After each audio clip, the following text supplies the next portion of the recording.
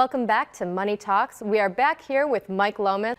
So I noticed that the financial stocks and energy stocks are doing really well. And I know you shouldn't chase the trend, but do you think these are areas that are going to continue to do well? Well, here's the thing. What excites me, two things. Number one is don't chase the hot dot. A lot of investors do that, right? What did really well last year? Unfortunately, people do this inside their 401k plans all the time. What did really well last year? That's what I'm going to invest in. And unfortunately, they probably missed it, right? They're buying high and then they say, I'm the worst investor, I have the worst luck, and then they sell low.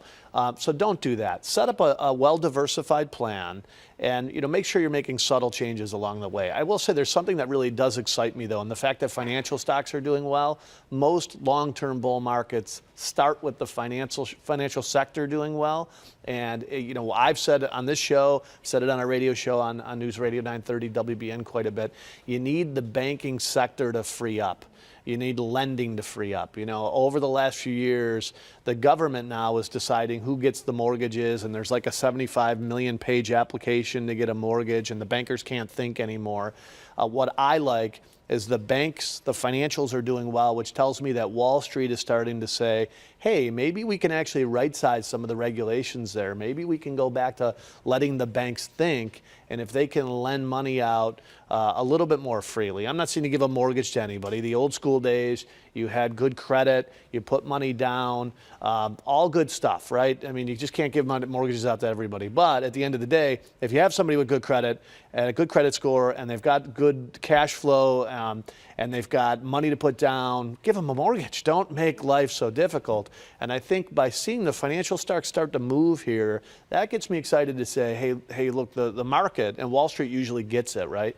The market is going to try to pre-anticipate better days ahead, less regulations, right-size those regulations, and I think that'll be a good thing for all sectors. It'll lift all tides. Mm-hmm. And now interest rates are also still really low, which for me, if I'm looking to buy a house, so that's great for me. It is. But for those people that are retired, what should they be doing?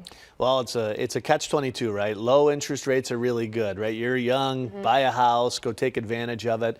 For some of our younger viewers out there, now's a great time to buy a house, right? Lock in at a low interest rate payment, low interest. But at the end of the day, the other side of it is there's a lot of people that are really dependent on money that's coming out of their investments.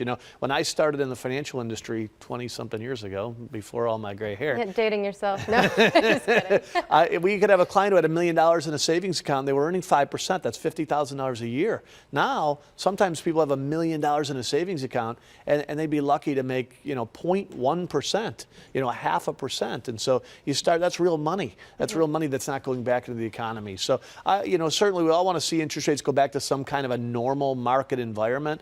I know the Fed has talked about a 2% Fed funds rate, or that's the target.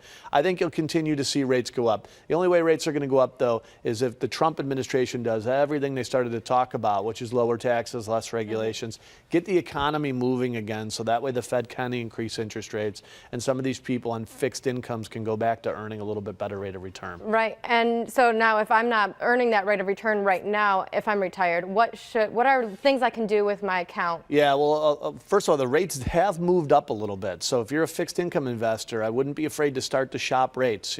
Just in the last month or two since Trump has been elected, you started to see rates bump up. So there is going to be an opportunity to start to maybe shop CD rates and government bond rates. The other thing is put together a well-diversified portfolio. Maybe you do have a little bit of corporate bonds in there, a little bit of real estate, or a little bit of stocks. Some of these stocks are paying a 3% dividend. And one of the biggest reasons the market's been moving up is that the stock market has been an alternative. 3% dividend on a stock is 3 times what you're going to earn in a savings account, when just 7, 8, 9 years ago, that wasn't the case. So well-diversified portfolio, do your homework first.